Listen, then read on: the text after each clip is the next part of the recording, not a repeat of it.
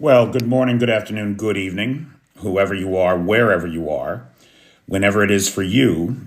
For me, it's just past midnight on Friday, October the 25th, which makes this the news for Thursday, October the 24th, day 975 of Vladimir Putin's war of aggression against the people of Ukraine. How do you do? I'm Peter Alexievich, and this is the Live at 5 from Kyiv, coming to you live with all the latest happenings on the ground here in Ukraine from this major European capital that is under siege. And I see the peeps are coming in. There's Clay, there's Mel, hey Eli, hey Nate, hey Anthony, Tommy Tom, hey PT, hey Bobby. How you doing? Robert Chapman is here.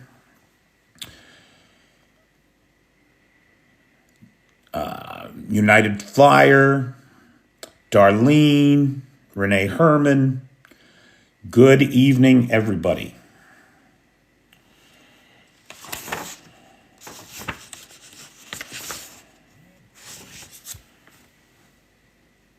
How's everybody doing tonight? A lot of fun today, Lars? Why'd you have a lot of fun today? What were you doing? Hey, Mad Mike. Hey, Charles. Hey, there's Chris Carter, everybody. Chris Carter is the sponsor of tonight's live. Let's all thank him. Hey, Hardly, I'm doing okay, thanks. Everybody, thank Chris Carter. He's the sponsor of tonight's live. He's one of the people that made next week's travel possible. Sure do appreciate it. And looking forward to getting back out on the road. You had fun today because you're out of TikTok. Smart man. Smart man. I'm spending less time here myself. As those of you who are Patreon subscribers know, there is a lot of content going up on Patreon. So if you haven't checked it out yet, check it out. You can get a free account. Now, not everything is available to free users. I'm doing a new morning update. So first thing in the morning, this happens at midnight my time, right? So it's the close of the day, all the news from the day is in, and you get a wrap up of the day.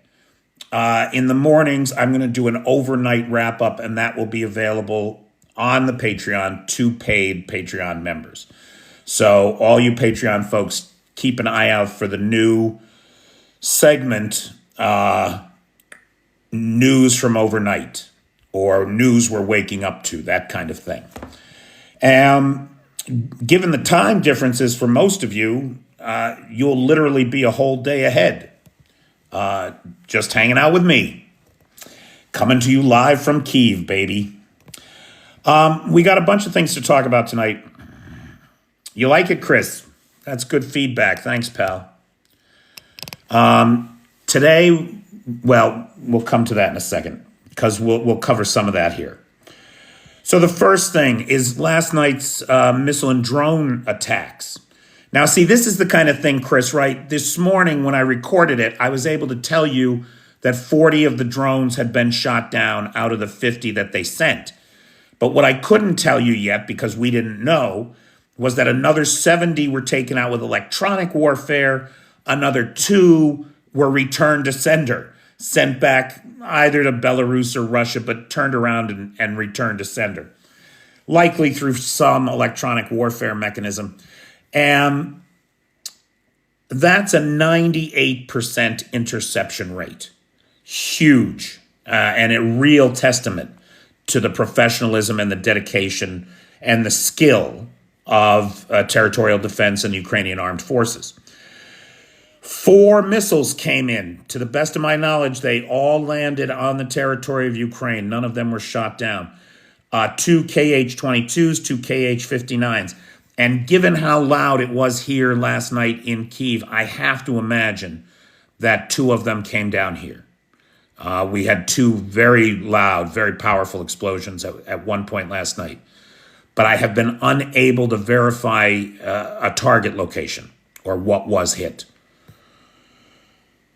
We got video from the Prosecutor General's office today, and the claim that 4 National Guard POWs in the Seladove direction were summarily executed. Now, this is the second such war crime this week. following the summary execution of 2 Ukrainian POWs, also in that area just last week. That's a hot spot on the front. The Russians have invaded Seldove and are attempting to take the city. That city is just south of Pokrovsk, where we've been talking about Pokrovsk for so long. I think people have stopped listening. But we'll give an update on what's happening in the Pokrovsk direction in just a second here. In both instances, the 2 Ukrainian POWs last week and the 4 this week, the Russians then provide the videotape evidence of their own war crimes. It's unreal. It occurs to me that by publishing that video of the summary executions of POWs, which is in contravention of the Geneva Convention, is a war crime. So what purpose could it serve? Its purpose is to instill fear in the hearts of the Ukrainians. Its purpose is a propaganda purpose, right? What they don't understand is that instead of instilling fear, instead of the cowering, as the Russians would, seeing the same evidence, the Ukrainians are enraged by it. They are absolutely enraged. And given the fact that they treat Russian POWs humanely and under the terms of the Geneva Convention, it galls the Ukrainians to no end. Exactly. It has the opposite effect. Now, I'm going to encourage everybody to take a listen to Jason J. Smart's interview published by the Kyiv Post. So, you know, the Kyiv Post is an English language newspaper here in Kyiv. They're on YouTube. They've probably got a TikTok channel, I assume. And Jason J. Smart is an interviewer there, a journalist there. And he did an interview with this guy, Regis Gente. I think it's Ghent. He's French. And he's a French journalist who's been living in Tbilisi for 20 years. So this is a French journalist living in Georgia since just about shortly after the fall of the Soviet Union, when Georgia became an independent nation. And this book, he's written some other books, mostly about the former Soviet Union. But this book is about Donald Trump. Now, why would a guy who writes about the Soviet Union and Russia be writing a book about Donald Trump? The reason is because, according to his research, the two go hand in hand since at least 1977. He takes you through, it's a great interview. I highly recommend it. I heard things I had never heard before. And I've read quite a bit about Mr. Trump and his history. Regis has a new book out looking at Donald Trump's ties to Russia. According to him, the Russians have been cultivating Donald Trump for nearly 40 years, since 1977. His first wife, Ivana, was a Czech, and they made multiple trips to Czechoslovakia.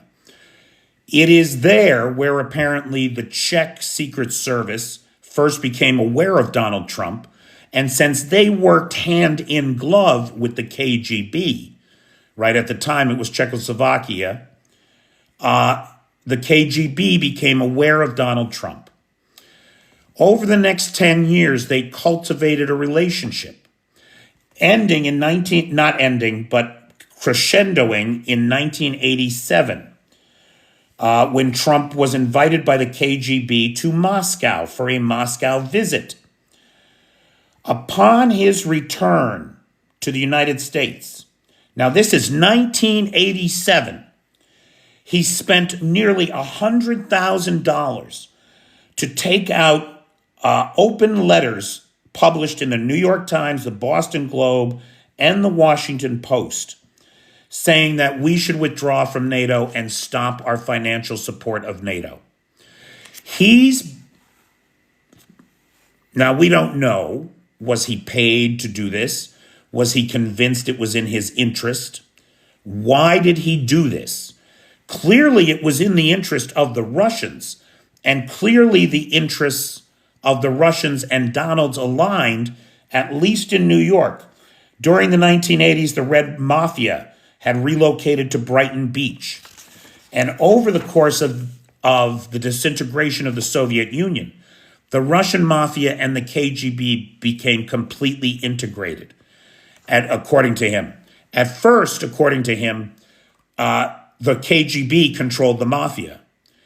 After the fall of the Soviet Union, that switched, and the Mafia controlled the KGB, or what we call today the FSB. The KGB referred to Donald Trump as a confidential contact, according to U.S. intelligence. So he's not a guy on the payroll, he's not an agent of influence, but he's a confidential contact, somebody that could be counted on. Every time Donald Trump needed money, the Russians showed up. At least 15 Russian mafia-affiliated individuals have purchased or rented apartments in Trump Tower. It is Putin's dream, the book quotes, this is a quote from the book, it is Putin's dream that Trump will destroy the United States. That is Putin's dream, and it is clearly Trump's objective. In 1984, Trump gave an interview to Playboy. He was trying to become, now this is 1984, this is 3 years before the trip to Moscow, right? He was trying to become Reagan's chief negotiator on nuclear arms.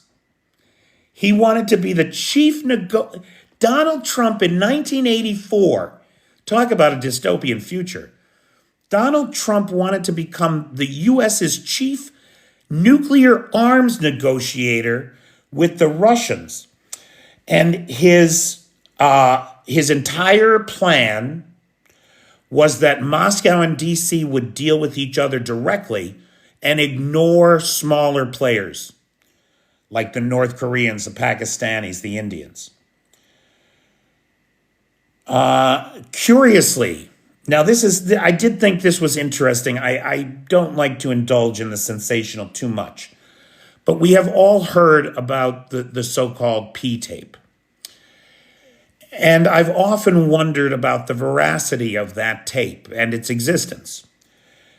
This guy makes the claim that he has multiple sources, that the tape does exist, but it's a fabrication. It's a fabrication planted by the FSB, likely to distract from the truth, which is all the money that the Russians funneled to Donald Trump over the years.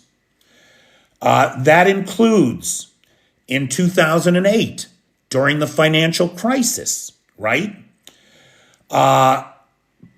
Trump in 2004 had paid $41 million to a beachfront villa in Palm Beach. So in 2004, Trump pays $41 million for a Palm Beach residence. He makes no improvements. The housing market is stable. But in 2008, when the market crashes, and the market crashed, right? Home values fell through the floor. Everybody was underwater. Trump turns around. He sells the Palm Beach villa to a Russian billionaire for $95 million. Basically, $54 million over best market value. And that $54 million essentially amounted to a gift from the oligarchs. And that doesn't count all the money they spent in his casinos, the money they threw away gambling. And then the place went bankrupt anyway. It's crazy. So this interview, and there was much more. It's a great interview. Jason J. Smart is a great interviewer. Regis was a great guest. And again, these are just the things, the details of the last 40 years that I was not aware of. And I thought it would be interesting to share those with you. Now, I would guess that overwhelmingly folks that watch this channel are voting for Harris. And I do encourage everybody to get out and vote. If you're in my home state of Pennsylvania, you have missed the deadline if you are not yet registered. But for everybody else, get out and vote. No, this is not Bob Woodward's book. This is a French journalist living in Tbilisi, Georgia, by the name of Regis. I think it's Gente, Gente, Gente, Gente, Regis Gente. Okay. Some of you may have seen news reports. Politico ran with this story. According to Politico, they were told by senior administration officials that NATO membership for Ukraine is currently opposed by the US, the Germans, the Slovakians, the Belgians, the Slovenians, and Spain. This is what Politico says they were told by senior administration officials.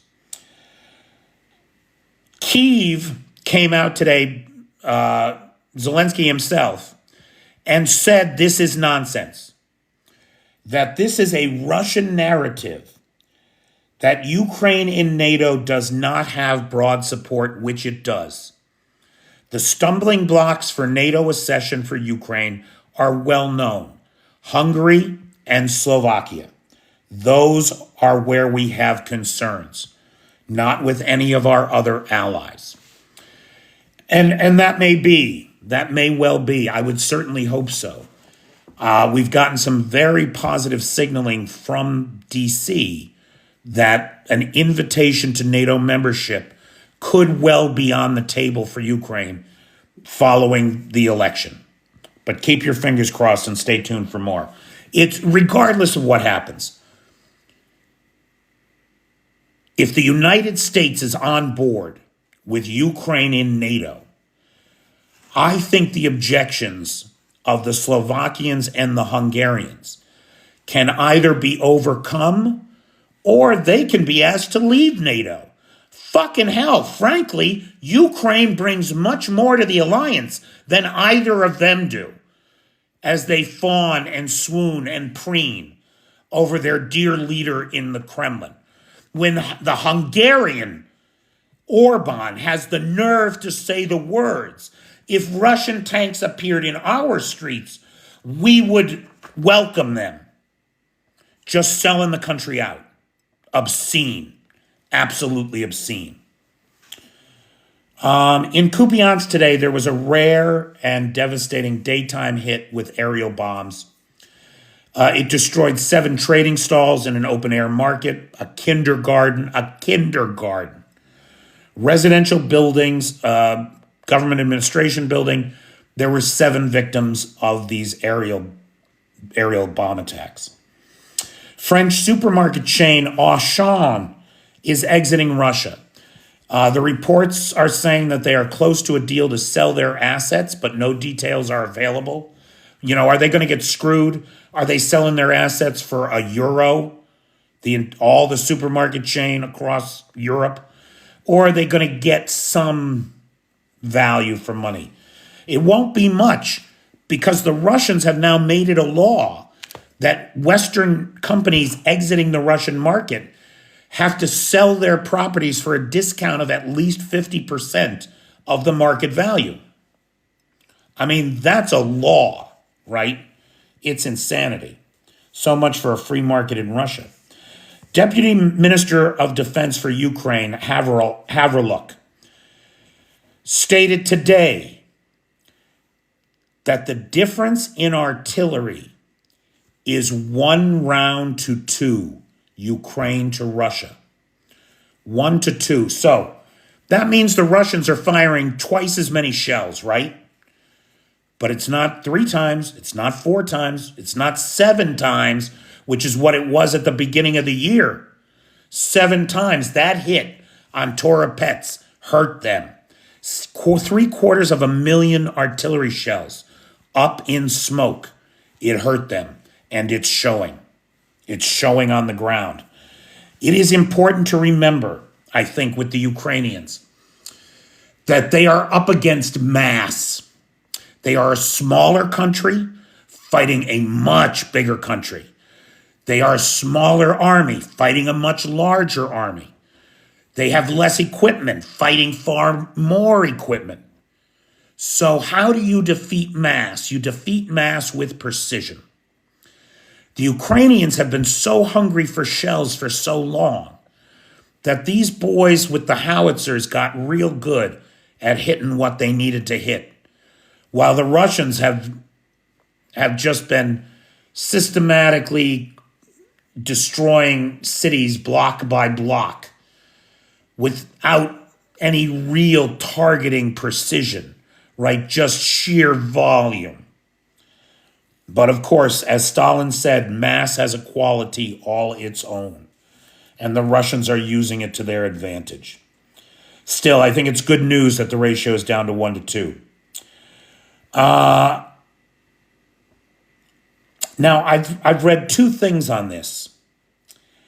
There is a meeting tomorrow of the Russian Central Bank, and the expectation from most analysts is that they will raise interest rates to 20%. So most analysts are predicting 100 basis points rise in interest rates for the Russian Federation as of tomorrow. However, there are a couple of people who are suggesting that by November 1st, the interest rates inside of Russia will be 21%. That would be a 200 basis points rise. The economy's already headed for disaster. You're going to make borrowing untenable for anybody. Nobody will be able to afford a house at 25% interest rates or more, right? Nobody will be able to afford to increase their business to meet the demands of the Kremlin for those more shells, more weapons, more, right? Well, we have to scale up. We need money. You can't afford to borrow it. This is a problem for the Russians. The Band-Aid of raising interest rates to protect the currency and to combat inflation, it's done all it can. There are fundamental problems in the economy that Putin is accelerating by pouring 40% of the federal budget into the war and into security efforts.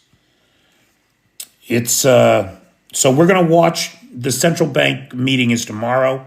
We'll have an announcement tomorrow about interest rates inside of Russia. 2 women firebombed the United Russia Party headquarters in Perm. It's been a while since we've seen a firebombing, right? It was during the mobilization phase last year that we saw recruitment offices being hit, right? Well, now it's Putin's own United Russia Party headquarters in Perm getting Molotov cocktailed before 5.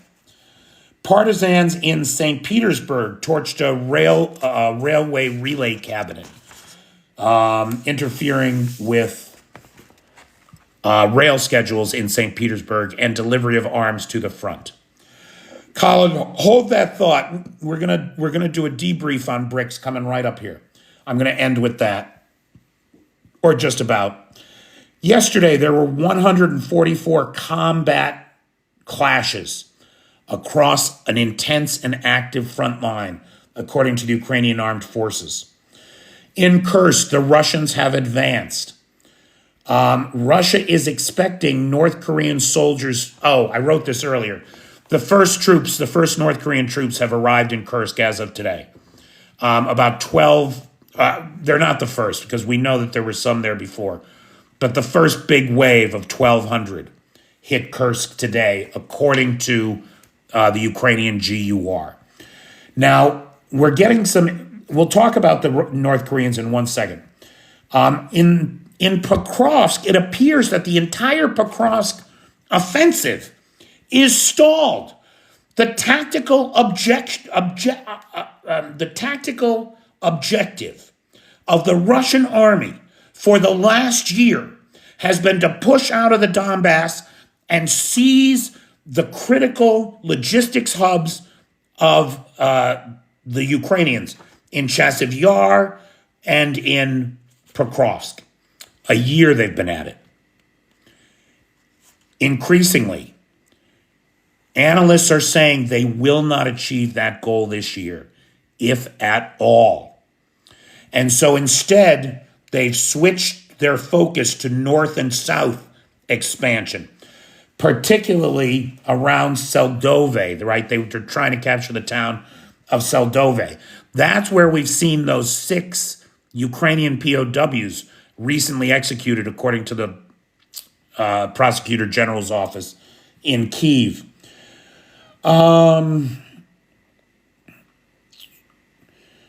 But Ukraine continues to hold the hardened roads and rail lines in the area.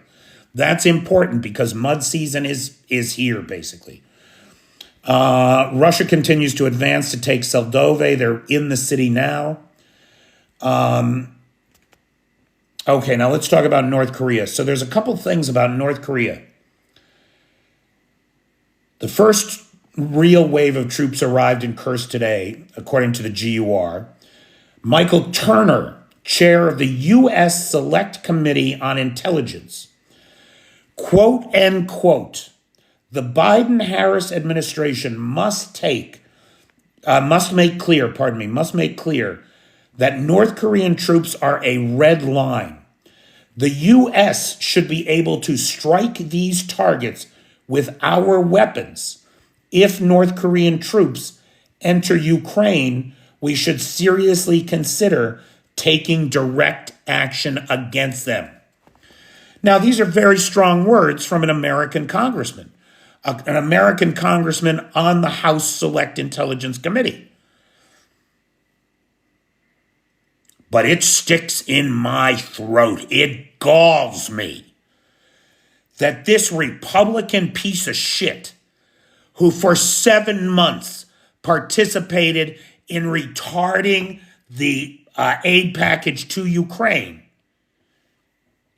is now all gung-ho on fighting the North Koreans in Ukraine. Right? The flippity-flop. I'm not saying he's wrong, Bertie. He's right. But why was he wrong for 7 months and now suddenly he's right? Right? It makes me crazy, the hypocrisy of these bastards. The way that if we hadn't abandoned Ukraine, if these assholes hadn't played politics with the money for Ukraine, there never would have been a time that Russia was outshelling Ukraine 7-1. It wouldn't have been a thing that Ukraine had to recover from. There's a lot of blood on these guys' hands, and now they use it to attack the administration that actually got the funding here. Obscene. Obscene. Multiple explosions heard in Crimea last night at the Belbek Air Force Base and Sevastopol, but I can't find anything on anything being hit. Either the Russians have gotten better at getting the locals to not post shit on the internet, or at this juncture, a lot of the locals have left. And the number of civilians in these areas that have been repeatedly hit. Oh, Spirit of Ukraine says it was a radar. Was it an Estrella? Because I did hear that the Ukrainians took out an Estrella, but I couldn't find a location for it.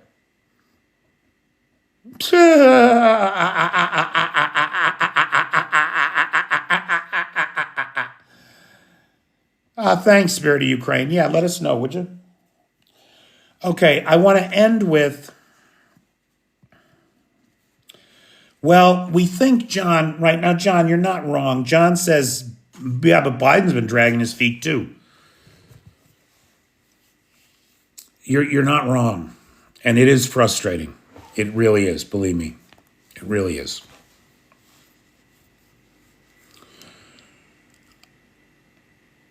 However, it's just recently that I found out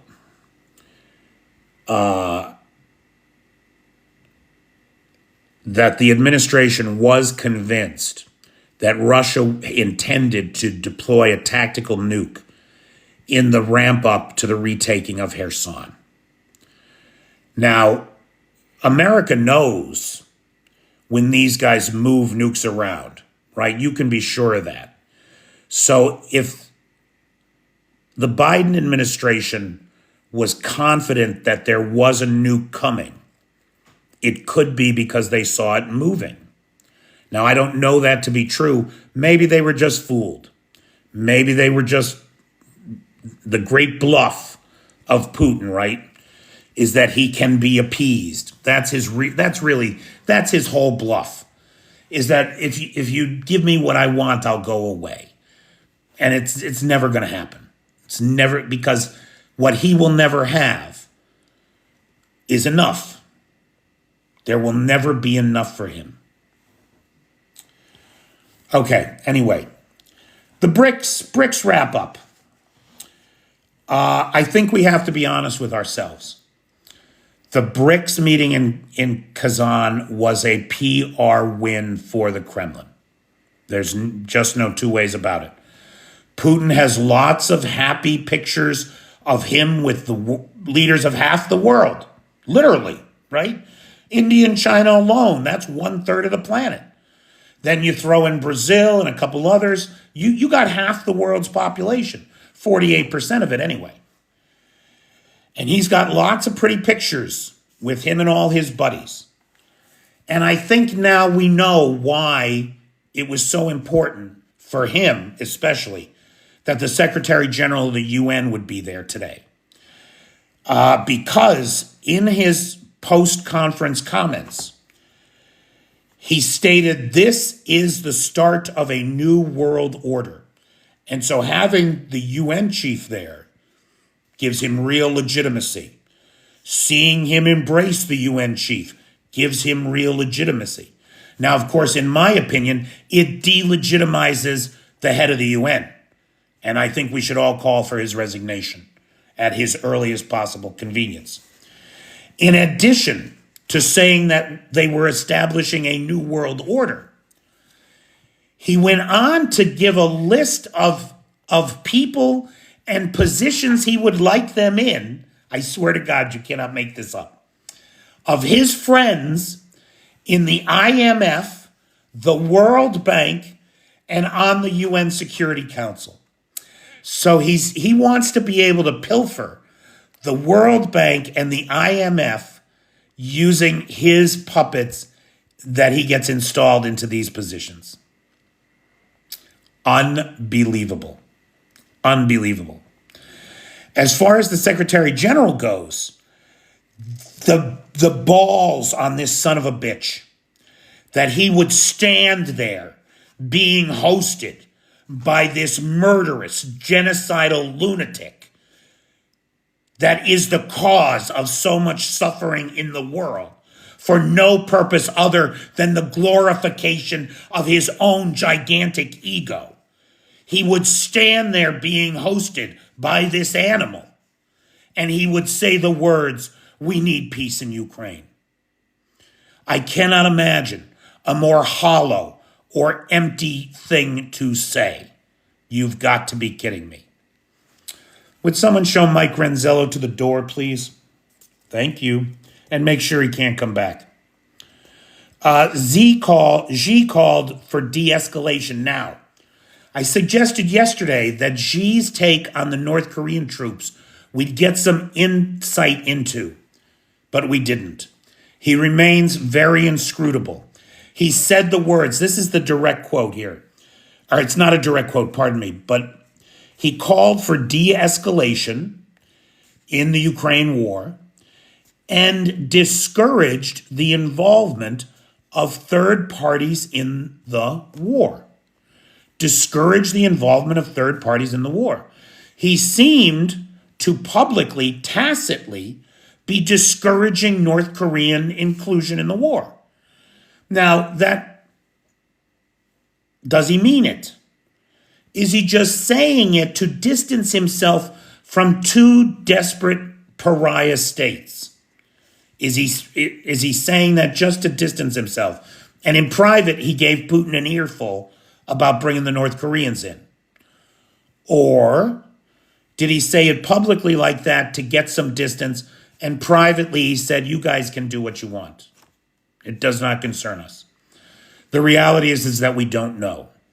And so in classic Xi fashion, he managed to say something that doesn't really mean anything, except that he seems to be discouraging the involvement of third parties.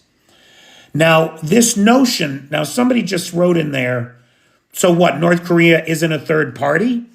Well, that's an interesting question, because guess what? We found out today that all the North Korean troops have phony Russian IDs that say that they are not Korean, but rather they are members of the Buryat people, who are indigenous peoples of Southeast Siberia, right? One of the largest ethnic groups there next to the Yakutis. And so apparently the reason they're in Russian uniforms is there's separate phony ID saying that they're Russians. Now, none of these people speak Buryat. You can be sure of that. And the Buryats have their own language. I mean, essentially, to be a Buryat, you speak Buryat. And so it's very interesting to me that falsified documents don't change the facts, right? But I think that the point that they're trying to make is that they've insulated themselves from this notion of it being North Korean state troops. They're not in North Korean uniforms. We know that they are North Koreans. We know that they are in Russian uniforms. But their ID says they're Buryats. So make of that what you will. Remember, Russia is built on lies, theft, and murder. That's what Russia is built on. And so this is no departure from the norm for them. For his part, Modi was trying to get everybody back on track. Modi said we must be certain to carefully ensure that this body does not create the appearance of trying to replace global institutions. Modi does not want to lose the Western markets. He does not want to lose Western investment in India. He does not want to, right? He does not want to rock that boat. And to that end, and yet, despite these comments, this is the way these BRICS guys are. There is no consistency with them at all, because he says, right, he wants to keep the focus on this body being economic, not military. He then objects to Turkey joining BRICS because of its military alliance with Pakistan, an enemy of India. So there is no consistency with these people at all. None. They are in this thing for their own unenlightened short-term self-interest. That is not how you build a coalition that innovates in the world. It's just not. This is a bunch of predators looking to prey on the weakest links in each other's supply lines, to me. Now, Lukashenko was there on the sidelines. Belarus is not in BRICS, but they're a candidate member. When asked about North Korean troops, do you know what he said? He said, quote unquote, that's rubbish. That would be an escalation. Knowing his character, I can assure you, Putin would never involve another country's troops. And that's where we get to the documents, the phony documents, the Buryat brigades, etc. Natives of Siberia, Russians. When asked about the nukes on Belarusian soil, He said very confidently, Putin will never use those weapons without my approval. And how difficult is it for Putin to get your approval, Uncle Luca? He went on to say, but I stand ready to use them if one boot of a foreign soldier steps on the territory of Belarus. Unreal. Last thought on BRICS, and then we'll have a closing thought here. One of the things that they talked about was an alternative currency. Now, we have talked about the fact that this is nonsense. They don't have either the will or the resources to create a currency, and no one is going to want to include Russia in a currency deal right now when the Russian ruble is in free fall. And the economy is... You ever see that video, right? It's dominoes. It's a set of dominoes. Only each domino is a tiny, teeny, tiny, and then they get bigger and bigger and bigger. And when the guy pushes the teeny, tiny one, it's enough to knock over the next one. That's enough to knock over the next one. Next one, until finally a big square, right, 4x4 is going over. That's how these things go. The dominoes are falling. We saw more inter-ethnic conflict today in Russia, in Chechnya specifically. Chechen fighters opened fire on a Russian military convoy truck, unaliving at least one person and wounding at least one other. The details are not clear. So inter-ethnic conflict is on the rise inside of the Russian Federation. Now, despite having as one of its platform planks its own currency as an alternative to the US dollar in the world, despite this, the attendees at the BRICS summit were encouraged to bring cash in dollars and euros for spending while they were in Tatarstan. Now, I mean, that's irony. That's irony. Just in a final kind of funny, I don't know if Clay is still here, but Clay, you'll like this. I'll have to get a picture of it. And I'll have to make a video of it tomorrow. But in Kursk, they're capturing all these POWs. The POWs have patches on them. Patches are a big thing these days. Well, one guy had a patch on him that said, "We will take back what is ours. We will take back what is ours." Then there was a map of Russia, but it wasn't just Russia. It was Russia plus the old Soviet states that have since become independent, plus the Warsaw Pact nations, so all the way to Prague, and Alaska. Hysterical. I mean, you can't make it up.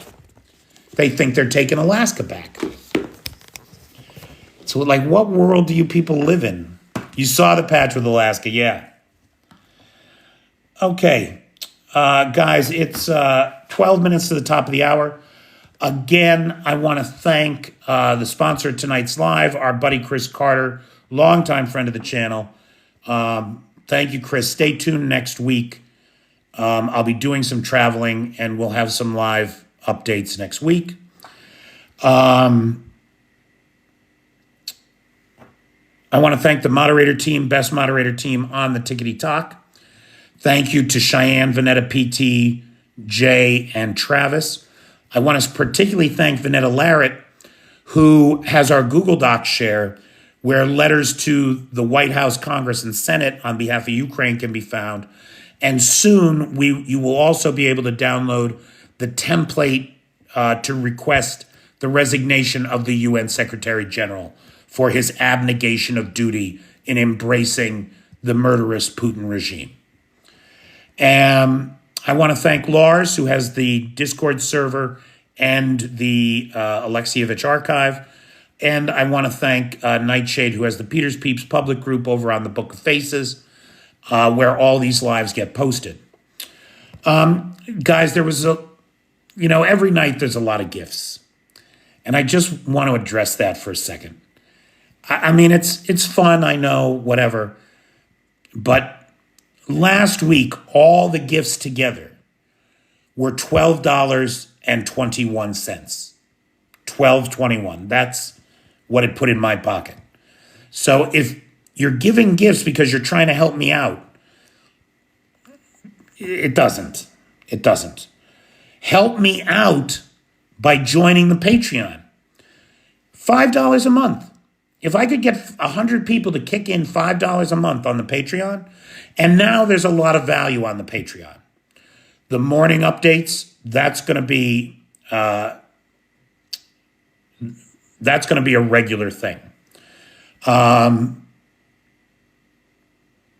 Yeah, Maddie, right. Up your Patreon membership or whatever. It would be much more helpful to me. Not that I'm ungrateful. I'm very grateful. It's fun, right? You get the Day of the Dead mask. I can feel pretty for a minute, right? It's the prettiest I felt all day. I'll be honest with you. You can get a free account to the Patreon. Please get a free account and start following me there. But the way that I'm being suppressed on TikTok, it's not worth the effort. It's not worth it. They take all the money, right? There's no money on TikTok for me. Like I said, all of last week's gifts totaled $12.21. Last night's live made 87 cents. Now, if you're a person who put gifts in last night, think about that. Think about what you spent on those gifts and know that I got a total of 87 cents from everybody. I mean, that's why they're a billion-dollar company, Eli. Remember, January is coming, and the court case is on TikTok ban in the U.S. is still working its way through the courts, but they might have a decision by January. There might not even be a TikTok in the U.S. come January. So I got to make other plans. Just like Ukraine is making other plans in case Trump wins, I got to make other plans than TikTok. Just that simple.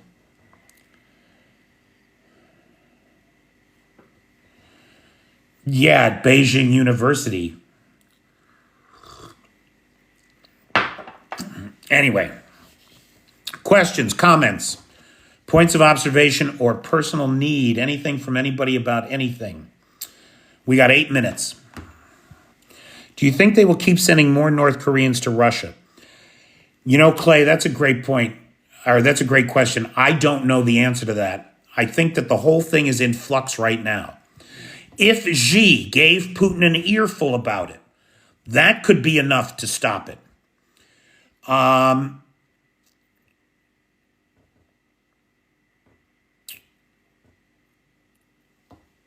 If the North Korean troops that have been sent already suffer a high casualty rate, will Kim keep sending them? Can Putin, right? Like, at what point does Kim say, no, this is dumb. This is a bad idea? Thank you, Blue Ariel Silk. I think that right now, these two pariah states, Russia and North Korea, are going to be facing a lot of international pressure to cut it out, even though they deny that it's happening, right? Yeah, I don't know, Fitz. He definitely doesn't care. Like, he doesn't care. But he needs that army to keep him in power. If he starts seeing that army get decimated, his best troops, his special operations forces, he may feel at risk.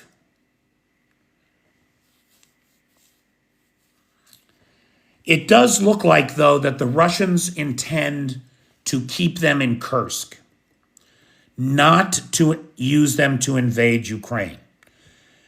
And so that also makes it a subtly different use of them.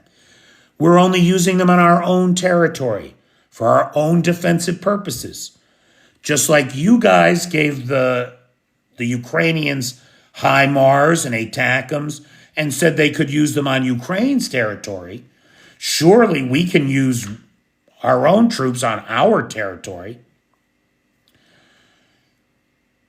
Yeah, 70s fits, but yeah, I mean, they're totally not battle-hardened or proven.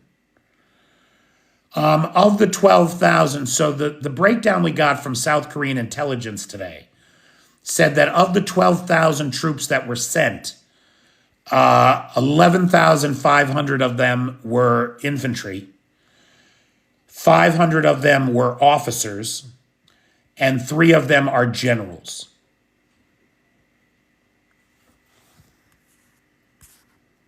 That's why he won't stand for the loss numbers like Russia has suffered. Because it's not in his interest, right, Michael? He's concerned about himself. BRICS didn't really produce anything of benefit to Putin. No great support, no treaties, weak look. I mean, Bobby, you're not wrong, but that's because you're a high information person. A low information person sees Putin with shaking hands with Modi, sees Putin shaking hands with Xi, sees Putin, with one after another world leader. It was a PR win for him. Definitely inside Russia it was, and in the global south. We don't take it seriously because we understand it's not serious. But it was good PR for him. How long does the Russian economy have left? The best people think about 8 to 10 months. Tops. 8 to 10 months. It could come faster than that, Jake. One, a major international reduction in oil prices, which is on its way, could accelerate that collapse.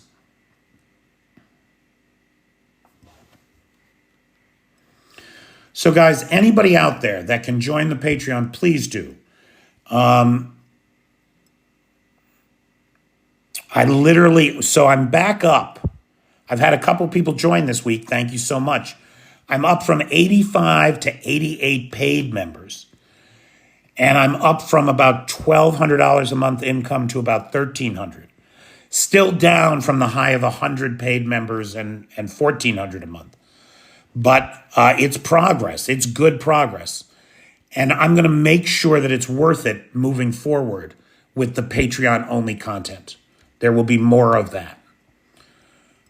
So please, if you can join the Patreon, even as a free member, so that you can see the other stuff I'm doing over there, I think you'll find it helpful.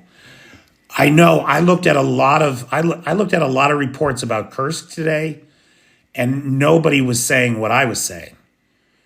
I mean, if you watched Denis Davidov, you would have thought that Ukraine took ground today, and they didn't. They did not.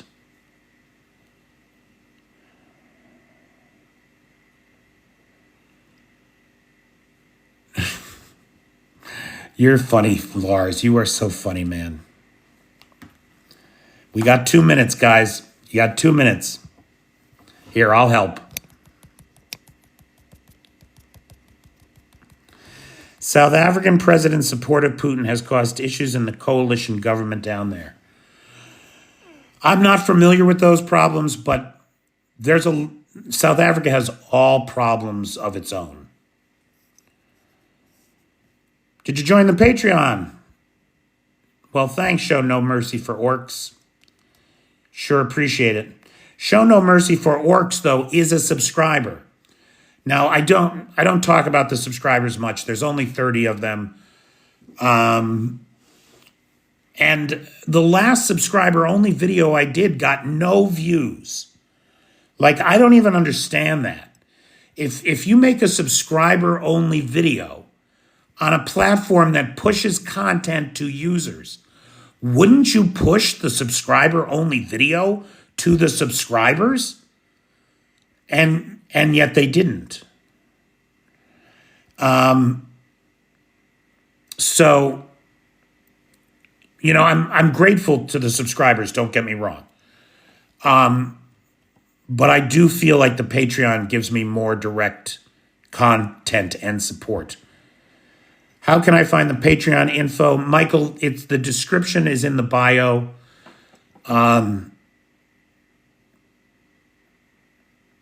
So the link is right there. It's right in the bio.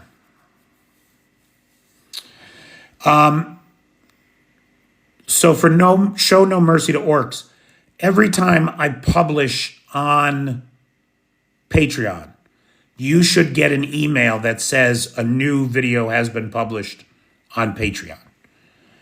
And then if you just joined the Patreon today, you have to go to the page to see it.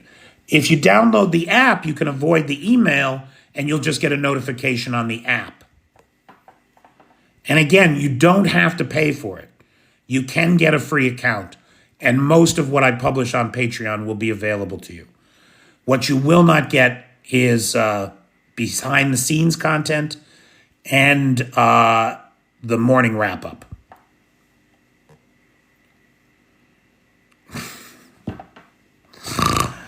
Fitz, you're the best. Because you're the worst, right? I just want to make that clear. Okay.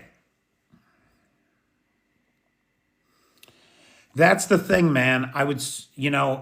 Patreon takes 8%. That seems like a very reasonable fee for an entire web platform. And I want to thank David H. David H. just joined the Patreon. I just got a notice here. Is that you, Show No Mercy for Orcs, or is that somebody else? Patreon is an independent subscription service. And for the amount of value that I get out of it, I think that 8% is very reasonable. TikTok keeps everything to themselves. It's a communal farm in the best tradition of the communists. You know, the people at the top take everything for themselves and leave the workers who are the means of production to half of them to starve through the winter. Ugh.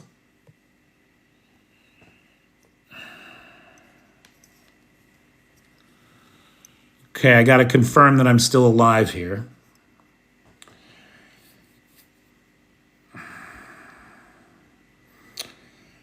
Well, Fitz, I'll tell you, man, I appreciate you and the rest of the board of directors. Ballerina, Chris Carter. I'm going to forget now who else is on that list. Jason Willis-Taran, Bobby.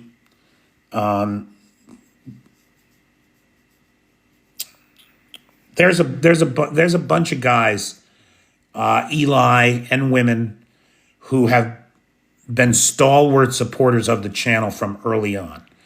And literally, like, if it weren't for Eli and Beatricella and Vanetta and Cheyenne and Ballerina in those early days, making sure that I had groceries, I would never have gotten through to where we're at today.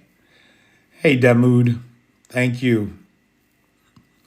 So, guys, next week, I will be doing some traveling, getting out into Ukraine, and trying to show you a little bit more of the world here and experience it for myself.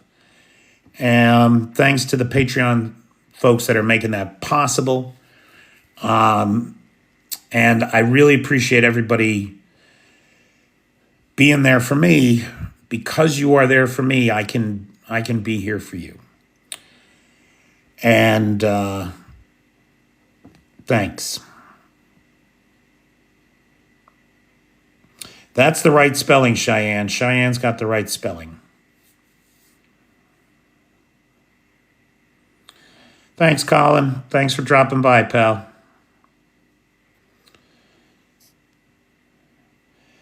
No Mercy for Orcs. if you join the Patreon today, look at my Kursk updates. You'll be interested in that. If you're that kind of high information user, you'll be interested in what's going on there. All right, thanks everybody. Make it a great day.